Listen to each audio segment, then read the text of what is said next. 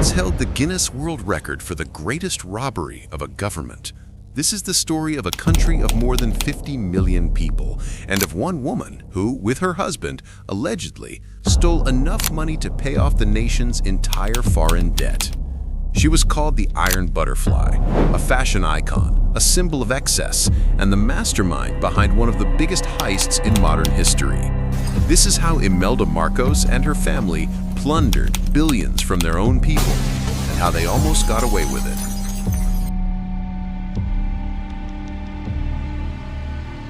Part 1. The Rise of the Iron Butterfly. To understand the sheer scale of the theft, you first have to understand the myth. The story of Imelda Remedios Visitación Romualdez didn't begin in a garage. Born in 1929, her branch of the powerful Romualdez clan had fallen on hard times. Her childhood was defined by a kind of polite poverty, a feeling that she was entitled to much more than she had. After winning a Manila beauty pageant, the tall, striking Imelda set her sights on a bigger prize: power. In 1954, after a whirlwind 11-day courtship, she married an ambitious young congressman named Ferdinand Marcos. It was a perfect, calculated union. He had the political mind and ruthless ambition. She had the charm, beauty, and social grace to win over the public. Together, they were a force of nature. They carefully crafted a public image of Camelot-style glamour. Ferdinand was the war hero and intellectual statesman. Imelda was his beautiful muse, the mother of the nation.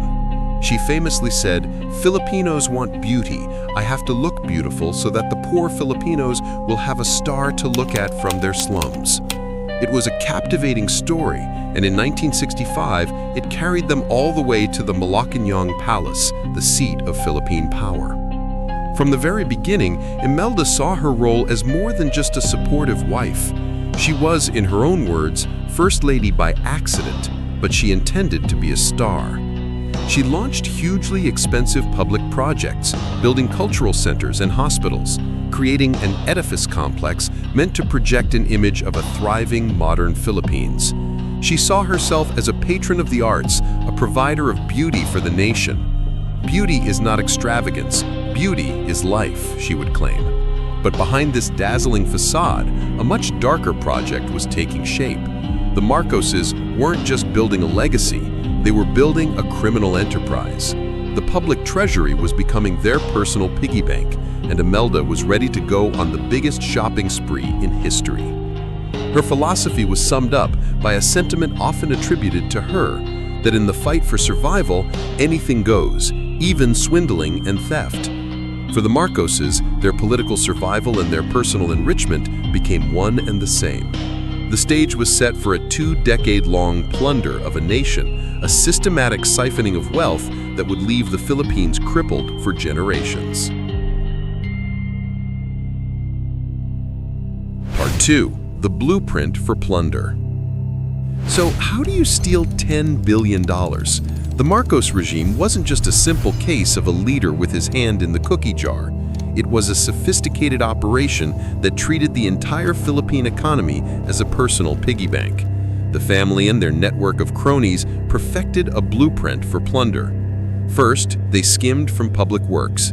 That edifice complex wasn't just for show, it was a cash machine. For every road, bridge, or building project, a percentage of the budget, often a huge one, would be skimmed right off the top in the form of kickbacks. Foreign loans meant to build the nation's infrastructure were a primary target. $1 billion loan would come in, and hundreds of millions would be diverted before a single shovel ever hit the ground. This money was laundered through a complex web of shell corporations and offshore accounts, making the trail nearly impossible to follow. Second, they weaponized foreign aid. International assistance, from economic support to military funds, was treated like a personal slush fund. Money that was supposed to feed the poor or equip the military would simply vanish into the Marcoses' financial labyrinth. The U.S. government, eager to keep a strategic ally in Southeast Asia during the Cold War, often looked the other way, sending vast sums of money with little oversight. The Marcoses became masters of playing the part of anti-communist allies while simultaneously bleeding their own country dry. The third pillar of their scheme was creating monopolies for their friends. Ferdinand Marcos would issue presidential decrees that granted his closest allies exclusive control over entire sectors of the economy: coconuts, sugar, tobacco, you name it. These cronies would then run these industries into the ground, squeezing out maximum profit for themselves and, of course, for the Marcos family. Meanwhile, the farmers and workers who depended on those industries were left with nothing. It was state-sponsored gangsterism, where the law itself was the weapon. And finally, and perhaps most brazenly, they used the Central Bank of the Philippines as their own private ATM. They took out massive loans in the names of their cronies, loans that were never meant to be repaid.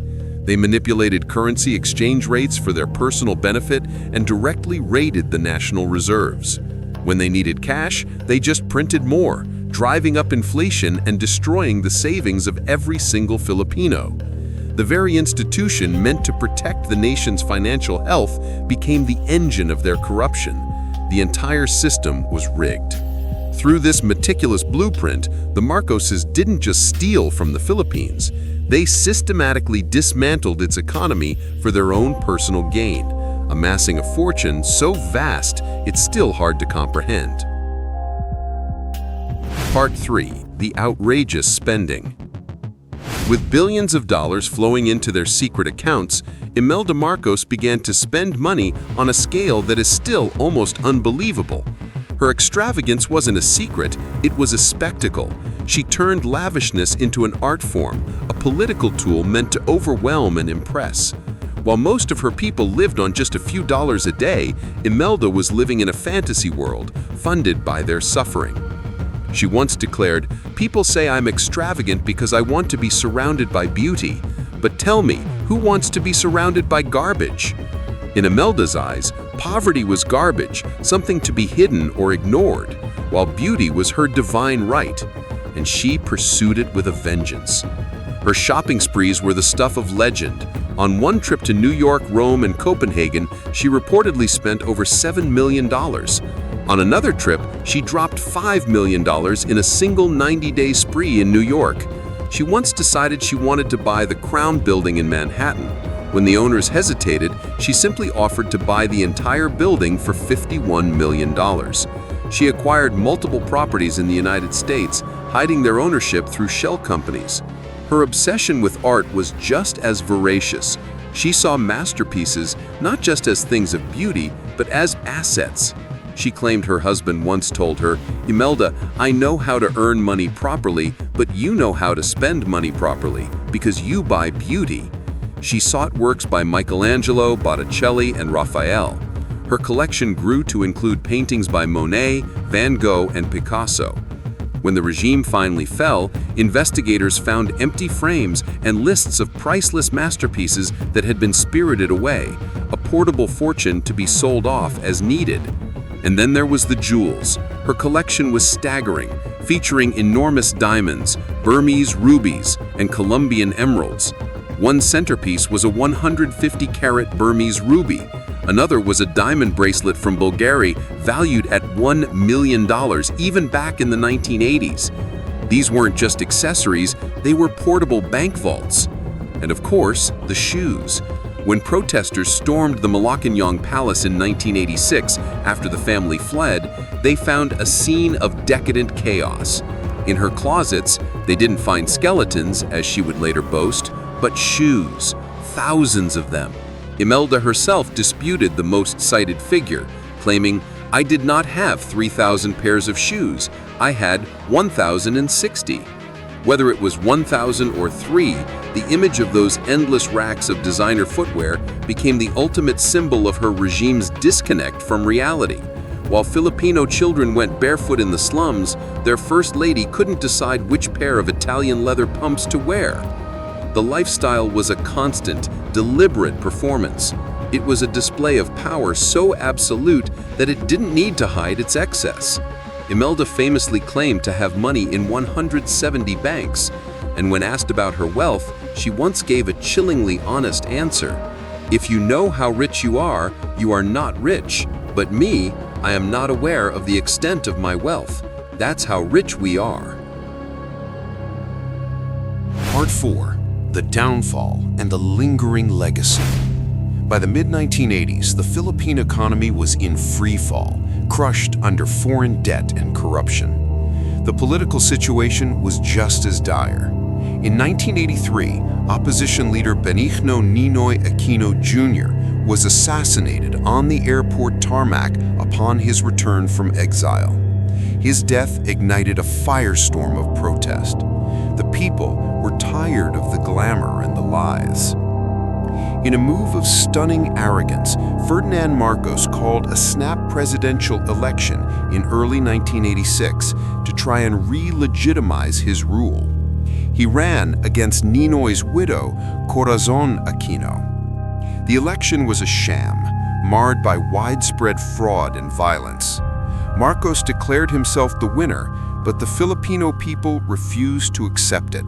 Millions poured into the streets of Manila in a stunning, peaceful protest that became known as the People Power Revolution. The military, seeing which way the wind was blowing, abandoned the dictator. On the night of February 25, 1986, the Marcos family fled the palace. They were airlifted to Hawaii by the U.S. Air Force, bringing with them an astonishing amount of loot. U.S. Customs records listed 22 boxes of cash, 278 crates of jewelry and art, and 24 gold bricks.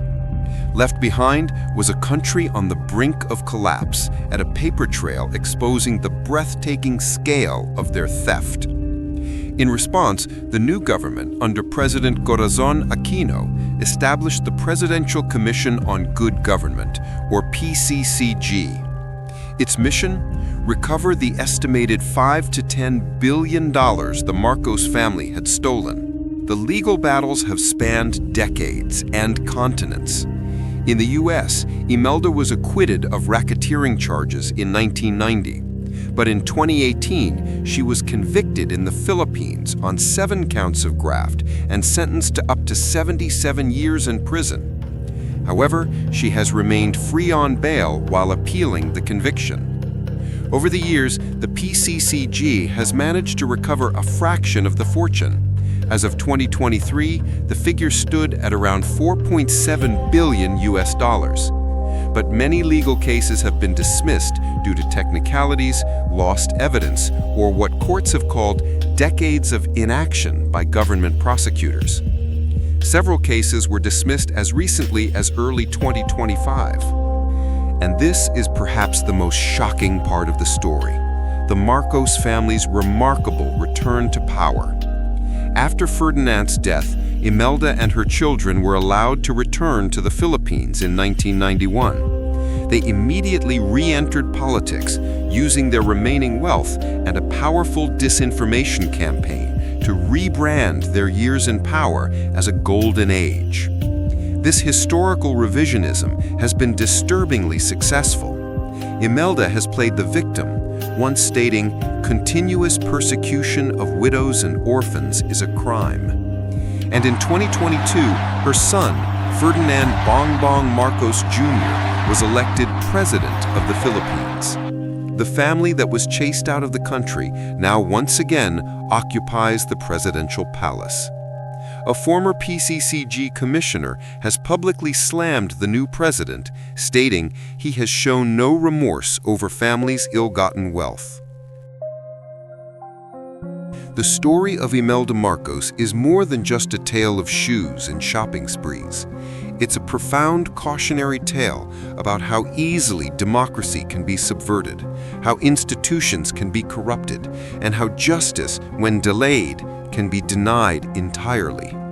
It's a story where a woman who claimed to love her people presided over a regime that looted their future. She famously said, "Perception is real and the truth is not." For decades, the Marcos family has worked to manipulate perception and erase the truth of their plunder. The fight to recover the billions they stole continues, but with the family back in power, the future of that quest is uncertain. The legacy of Imelda and Ferdinand Marcos is a nation still burdened by debt, a political culture still wrestling with corruption, and a generation of Filipinos who are being taught to forget the truth. It serves as a stark reminder that history, if not vigilantly guarded, can be stolen just as easily as money. If you find these kinds of stories about power and greed fascinating, make sure to subscribe and hit the notification bell. We release new analyses every week, exploring the figures and forces that shape our world. Thanks for watching.